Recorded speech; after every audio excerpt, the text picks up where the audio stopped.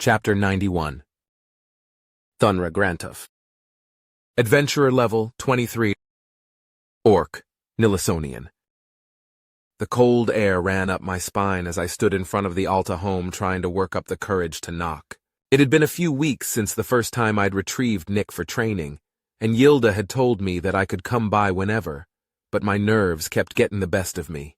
The only time people like it when you show up at the crack of dawn is when you're making them money. The reason for my nerves had changed, though. At first I was worried Yilda'd hit me. Now I just don't want her to dislike me. It's a silly boy's crush, and I know it, but controlling this kind of feeling is like trying to wrangle greased-up hissers. Things get slippery. I took a deep breath to steady myself and looked up at the sun shyly peeking out over the horizon. Or maybe I'm seeing it like that because I'm the one that's shy.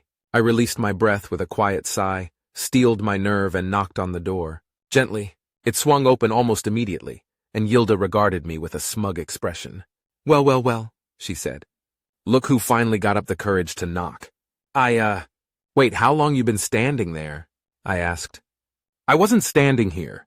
I was in the kitchen preparing breakfast. Then how'd you— I'm very fast, Thunra. Anyway, come on in and grab a seat. I'm just here. To pick up Nick, yes, I know. They're not up yet, though, and I don't get paid to wake them up. I'll wake them up, I said with a grin. Just get in here and plop your ass on a chair, she ordered, moving to the side to let me through. Yes, ma'am. I squeezed past her and heard the door close behind me. I walked to the table, mindful of her nearly overwhelming presence behind me, and did as I was told. The chair was a little small for me, but it's hard to find a chair that fits someone my size. Wonder how guys as big as the High Chief manage it. The smell of an excellent breakfast wafted from the fire counter, but I took my mind off my stomach by looking around the house. It was shockingly normal, as if it hadn't even heard of the two legendary members of one of the most powerful clans to ever exist that called this place home. Way nicer than anywhere I'd ever lived, but much less gold and gems than I was expecting. Nice place you got here, I said as casually as I could. Thanks, Yilda replied as she began working on the food again. It's been a great retirement home. Glad to hear it. Actually, now that you bring it up, do you mind if I ask you a question? I asked. You just did, she laughed, making my heart flutter dangerously. Besides that one, I mean. Sure. I heard a lot of stories about you and your husband. Dangerous gangs broken up, massive monsters brought low. Y'all did great work. Why'd you two decide to retire? Well, I retired because we were pretty well off and I was pregnant with Nash. The thought of having my child be raised by someone else always rubbed me the wrong way, she said as she continued cooking. Plus, I never really enjoyed the work. Don't get me wrong, it had its charms, but it was a little too reminiscent of my childhood more often than not. Becoming a pampered housewife sounded like a nice change of pace, so I jumped at the opportunity to collect my pension when it came up. Fair enough, I chuckled. And your husband? Oh, that little shit just retired from the big jobs, she laughed. Too much energy and courage to actually retire from adventuring work. There were a couple times I caught him sneaking into the dungeon, too. Fought about it, even. Seems stupid now. I don't think it's stupid, ma'am, I said. If you knew then what you know now, sure, but you didn't, so it isn't. I suppose.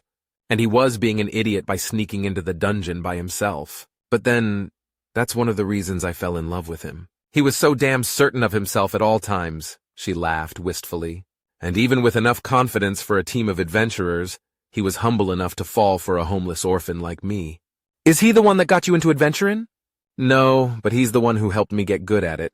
Before him, I was a solo act, mostly because I couldn't really trust anyone to have my back, but also because I didn't want to give anyone a chance to put a knife there. I nodded sagely. A story I'd heard 1,000 times. A hard life makes it hard to trust soft things. One day, I snagged what was supposed to be a simple herb-gathering job. Massilia flowers, very rare and difficult to get to, but the pay was very good. Too good, as it turns out. I climbed a mountain, slipped past a basilisk, navigated a cave filled with beasties, and got the flowers only to have the client turn out to be a vampire and the quest turn out to be a trap. Whoa, really? I asked, dumbfounded. The guild didn't handle the particulars back then? No, they didn't. And what almost happened to me is why they do nowadays. As fortune would have it, though, that vampire is the reason I met Mercus. He had been investigating a string of disappearances that led him to the very same vampire that intended to make me a victim. He crashed through the door just as the vampire had its hand on my neck, zipped across the room, and relieved the vampire of her arm in a flash. She chuckled. I was dumbfounded for a moment, stuck in a trance as the two of them clashed in front of me. I'd seen plenty of fights before, but I'd never seen anyone move that fast.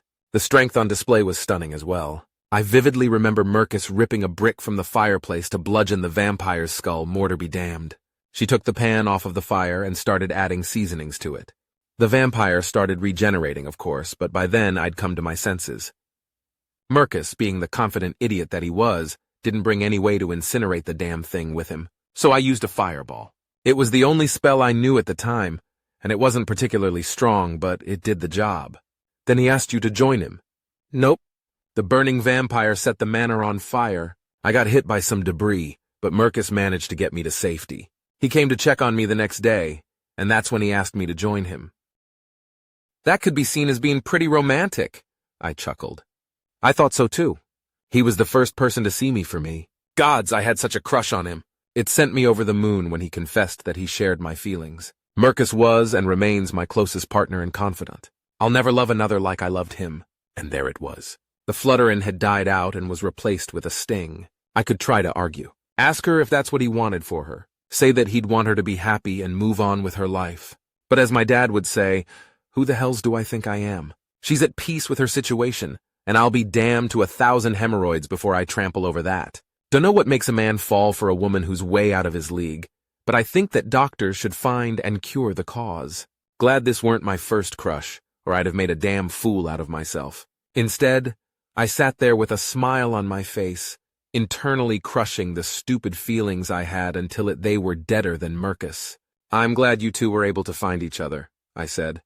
So what's for breakfast? Ground meat, eggs, and tubers, she replied. Not sure there's going to be enough excess to fill up a mountain like you, though. Don't worry about that, I laughed.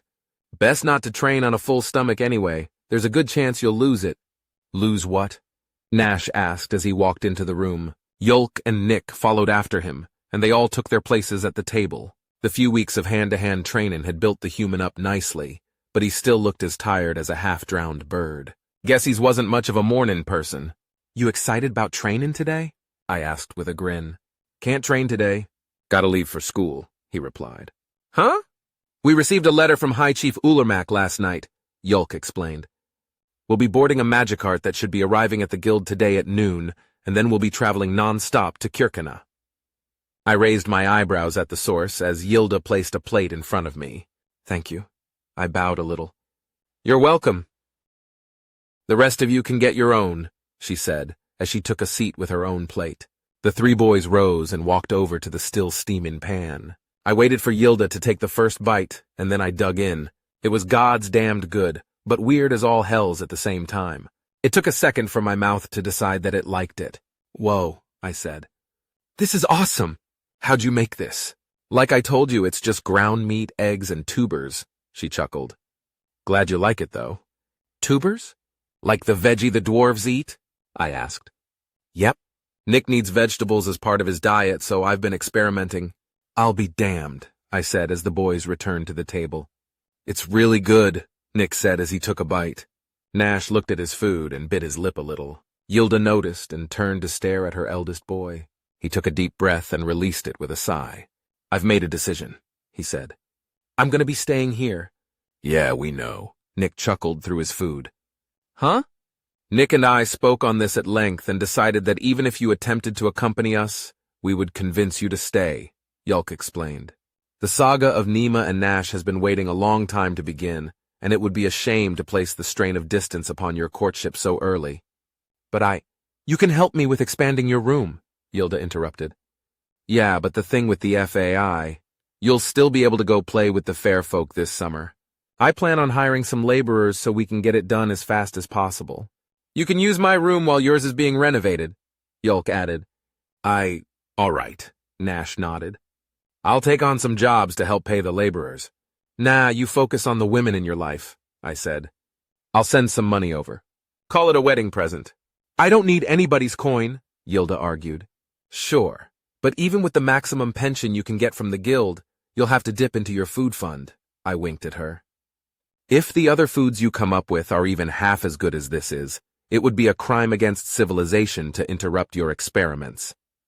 I think you overestimate the cost of laborers. Yeah, maybe, but I still want to do something nice for y'all for putting up with my early morning visits. I'm not exactly poor either, Nash said, then chuckled. I'll gladly take your money, though. Pretty sure Nima's mom isn't going to be able to put up a dowry. Wasn't even going to bother to ask for one, so the extra coin would probably do us some good. Urila's financial situation isn't her fault, Yilda sighed.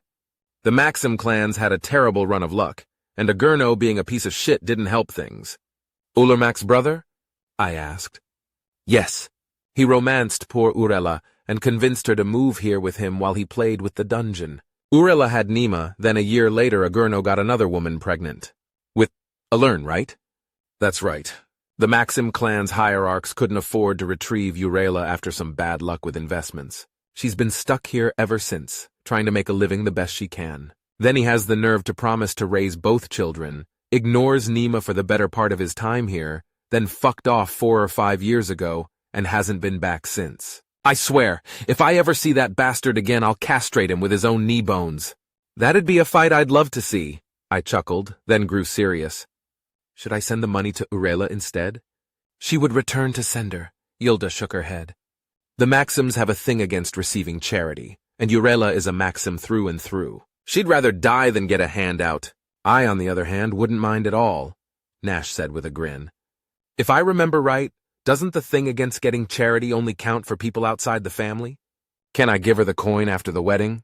I don't recall, but you'd best bring it up with Nima before you go making any bold decisions, Yilda said, narrowing her eyes. Apparently you and bold decisions pair poorly. Nash fell silent, but Nick and Yolk chuckled. I was confused for a moment. Then I remembered that Nash had proposed to Nima out of the blue, in front of everyone at the guild. It brought a smile to my face as I finished my food. What do you mean? Nash asked, pretending to be ignorant. You know damn well what I mean, boy, Yilda said. Gods, you're lucky Nima forgave you or I'd have beat your ass to the ocean and back. Now shut up and finish your food. Yes, ma'am. All done, Nick grinned. It was absolutely delicious.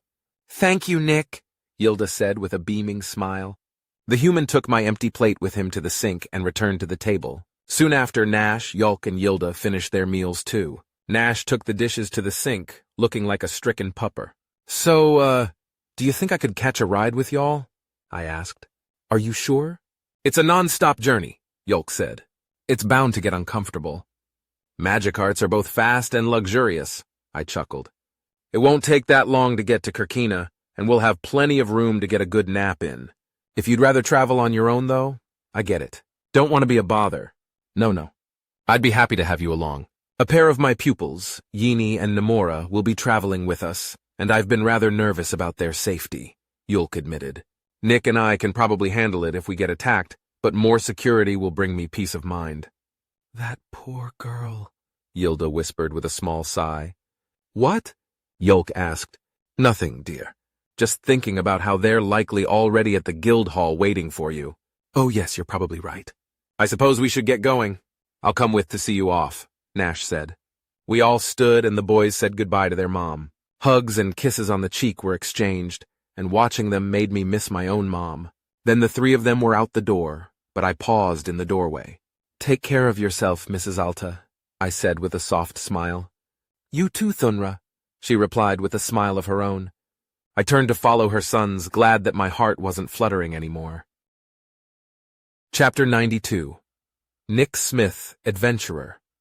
Level 9. Human American. We made our way through the village as the early morning sun tried its best to drive away the chill. As we approached the Adventurers Guild, Yini and Namora ran up to greet us. Catalina, who must have come to see her friends off, stood near the entrance and watched us. About time you showed up, Yini poked Yolk in the chest. We've been waiting for you. Ah, yes. Mother suspected as such, Yolk said with a patronizing smile. I nearly argued with her because the magic card isn't due until noon. Then I realized that you are likely excited at the prospect of attending an actual school. Yeah, the school's why she's excited, Namora said sarcastically. I struggled not to sigh at how close Namora was standing to me. The hints that she was dropping weren't exactly subtle. It had been going on since we'd returned to Nulava. Unfortunately, she had opted for a passive-aggressive approach to flirtation, standing or sitting closer to me than expected or necessary, staring at me when she thinks I can't see her, laughing a little too hard at my jokes. The type of micro-flirting that one can only engage or ignore. If I actively spoke of my disinterest, she would hide behind the shield of weaponized ignorance. Of course, she's just standing there. She's just laughing at my jokes. She's just looking in my general direction. She's not flirting or displaying interest whatsoever, and I must be vain to think otherwise. It's not the first time I've encountered this particular form of passive aggression. Cassandra's best friend, Emily, starting doing things like this about a month after Cass and I started dating. Instead of ignoring the situation and letting Cass handle it, I had pulled the white knight routine and confronted Emily about her behavior.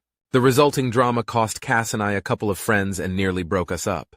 It's entirely possible that I'm projecting a falsely toxic personality upon Nemora because of my past experience with Emily. It's also possible that this is unfair to Nemora, and she simply doesn't know any better ways to flirt with people. I couldn't help but be a little upset that I couldn't simply tell her no and be done with it, though. "There's a chance that the magic art might get here early," Nash said. "Let's head in. I want to get Nick's level tested again." "Really?" I asked. "Yeah, let's see the results of your training," Thunra beamed. "I can tell you the results. I learned spear punch and knife hand. I also leveled up time dilation, dash, and preternatural evasion." "Leveled up?" Nemora asked. "Nick has an ability that allows him to see a list of his skills. Through this, we discovered that certain skills which we previously believed simply got better with familiarity are actually level-based," Yolk explained. "Oh, I see. Do the levels towards your adventurer level? We don't know. In a more controlled environment, we might be able to find out. But it would seem that increasing the levels of a skill happens to be a bit temperamental." "You can say that again," I complained. "Everything we went through, and they only just now leveled up." "It still takes the rest of us longer," Nash growled. "Now, if you're done bitching and moaning, let's get in and get you tested." "But what if I'm not done bitching and moaning?" I asked with a grin. Nash shoved me forward as Yulk, Thunra, and I laughed. We entered the guild, walked straight up to Nima. Without even asking what we wanted, she reached under the counter and pulled out the... "You know, I just realized that I don't even know what this thing is called," I said, gesturing toward the box. Yulk, Nash, and Thunra shared a glance but remained silent. The type of silence that indicated ignorance, which made me feel a lot better about waiting this long to ask. Nima looked at the four of us and shook her head with a smile. "This is the Kuragard Interface Device, or CID for short," Nima explained with a light chuckle. "You're the first non-employee that I've heard ask about it." "Odd," Yulk interjected. "I wonder if there is some sort of psychological manipulation effect on the device that dissuades curiosity. Or whenever the box comes out, people are just thinking about other things." Nash rolled his eyes. "Levels have a high career impact. I suppose that could be true as well." Thunra chuckled at my brother's conversation as Yulk gave Nima my adventurer ID card. She plugged it into the box, and the handprint appeared after a familiar light show. I steeled myself, the memory of nearly being killed by this damn thing fresh in my mind, and placed my hand on the light. Instead of searing pain, a light tingle passed through my hand and I breathed a sigh of relief. A moment later, the status screen changed slightly. Not knowing what it said, I glanced between Yulk and Nima. Yulk looked like he was stifling a laugh. Well, I'll be damned. "Level 11, Thunra said loudly, clapping me on the back. "2 levels? Yini asked, shocked. Nash growled, "Son of a bi—" "Careful," Yulk interrupted, still struggling to keep his composure. "Mom adopted him, remember?" "Oh, shut up, you know what I meant." "What's the problem?" Thunra asked. "He's been working just as hard as the rest of us." "That's the problem," Nash sighed. "He's working as hard as we are, but gaining new skills, spells, and levels much faster than we can. It's frustrating." "Oh, sure. I get where you're coming from, but there's a couple things to take into account here. First off, he ain't the same species as we are. Maybe that's why he's got an advantage. Or maybe that advantage comes with some disadvantages that we don't know yet. Second, he may not have to work as long as you, but he's got to work just as hard, so it ain't like he's getting these levels for free. Third, you aren't in competition. His strength boosts your own," Thunra explained with a shrug. "I can see the view from your hill, but I think you're looking in the wrong direction." Nash scowled, then looked at Nima, who was nodding sagely in agreement with Thunra. We stood in silence for a moment as Nash processed everything. Finally, he let out a big sigh. I guess you're right, he shook his head. I'm probably just upset that it took so damn long for me to get to this point. And what do we do when we're in the wrong? Nima asked patronizingly. Sorry, Nick, he said quietly. Did you say something, darling? Please accept my humblest apologies for taking my frustrations out on you, Nick, he said at a level of volume that could only be described as sarcastic. I hope that one day I can be granted the boon of your forgiveness. That's better, Nima smiled with an equal measure of sarcasm. Nima gave me my ID and I absent-mindedly passed it back to Yulk. It had finally happened. I'd caught up to Nash in levels. Does that mean I'm as strong as he is? His size alone made that difficult to believe. Let's grab a place to sit before it fills up in here, Thunra suggested. Anyone want breakfast? My treat. The girls quickly agreed, and we picked one of the large tables to sit at. My mind barely registered that it was the very same one we had chosen to sit at the night Nash had made a fool of himself by proposing to Nina. I was so preoccupied that I almost didn't notice that Nimura had once again chosen the seat on my right as well. Nash and I were both level 11. Not that I would have to, but I doubted that I could actually take him in a fight. My burly brother definitely had more fighting experience than I did, and even after all my training and leveling up, I felt like if I didn't get a lucky shot in, he'd wipe the floor with me. Even Yulk would probably wreck me if it came down to it. The power of my spells weren't anything to scoff at, but the variety that Yulk can use would likely give him the win in a duel of magic. He probably has spells that would give him the win even if I were to use my physical advantage against him. So then what's the point of the levels exactly? I'm 4 levels above Yulk and doubt my ability to beat him. I'm the same level as Nash, but not even close to his equal in a fight. Yet Thunra, being several levels above my own, could also wipe the floor with all 3 of us in a real fight without even breaking a sweat. I had seen people place importance on levels. They even had phrases like over 10s and over 20s, denoting an obvious difference between the two. Yet here I sat, a brand new over 10 who didn't really notice a difference in my actual ability to fight. Maybe Nash was right to be upset. He was definitely right about one thing, though. I'd put in work, but it had come easier to me than it had to him. He had actually been forced to put his life at risk to gain the skills and experience that he has. I'd gained most of mine in training. I absent-mindedly listened to the conversation around me. The girls were talking about their hopes for the school, and Yulk was desperately trying to temper their expectations, and them back to reality. Nash and Thunra were barely listening, seemingly focused on me. You know, Nick, you've done real good with your training, Thunra interrupted the girls, who quickly fell silent. Maybe you got an advantage being a human. Maybe you don't. Either way, there ain't another soul in this village who could have kept up with me in the ring like you did. We all sat silently for a moment while I tried to figure out how to reply. Thank you, I said. I've done martial arts before, though, back in my world. You deserve the compliment, Nick, Nash sighed. I was being unfair earlier. It's hard to see someone surpass you, and you're well on your way to doing that. Hells, you probably already have. No way, I replied, shocked by Nash's attitude shift. If we fought for real, you'd kick my ass. Maybe, but it would be a close thing. And it would depend on your confidence going into the fight. You're close enough to my level of skill with weaponry that I have nothing left to teach you. And on top of that, you have unarmed expertise and magic. You think that after your training with Thunra, I can still take you in a fist fight? Are you saying you can't? Of course not. Not if you put any sort of effort into it. Sure, I know how to throw a punch and deflect, but I don't have any skills that would let me keep up with you or Thunra. Then there's the magic thing. I can't do magic at all. Not a single fucking spell. And I've learned the hard way from sparring with Yulk that magic isn't something to scoff at. He's right, Thunra added. If a source gets a spell off before you get close enough to engage them, you'll be lucky to live through the experience. Yeah, and on top of that, you're about to be on your way to hone your skills in magic, Nash said. It probably won't be long before you no longer need Yulk and I for combat support. We'll still accompany you, though, Yulk chuckled. Extra bodies are always a boon in a fight.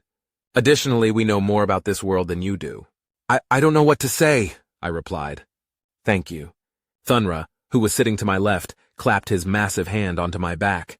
The group returned to their discussions, and I returned to my thoughts. A lot of the anxiety that had been building up in my gut had suddenly faded away, and I found myself finally feeling excited for what's to come. I wondered what the Magic Academy would be like. I'd seen a few movies and shows that featured similar settings, but the High Chief had made it sound like this one wasn't going to be nearly as grand as most of those were. I almost chuckled at the mental image of learning new and powerful spells in the back of a shed. Before I knew it, it was nearly noon. We left the guild and waited outside for the arrival of the magic cart. Not long after, a large harness-less carriage rolled up in front of the building. The wooden portions of the magic cart were painted dark green and had golden inlays that glimmered in the sun. 4 lanterns were installed on the top of the carriage, but they weren't lit. There was also a place for a driver occupied by an orc in a scout uniform. "Magic cart for Yulk and Nick," the driver announced. "That would be us," Yulk said. "We would like to take 3 more with us. Is that acceptable?" "Yes, sir. Please board with your party. We will be leaving shortly." The driver hopped down, opened the door for us, then walked into the guild. I raised an eyebrow and Nash laughed. "Probably has to take a leak," he said. "All right, brothers. I won't be along to keep you out of trouble this time. Don't do anything that will make Mom kill you." "We won't," Yulk replied, then grinned. "Probably. Good luck with Nima," I said.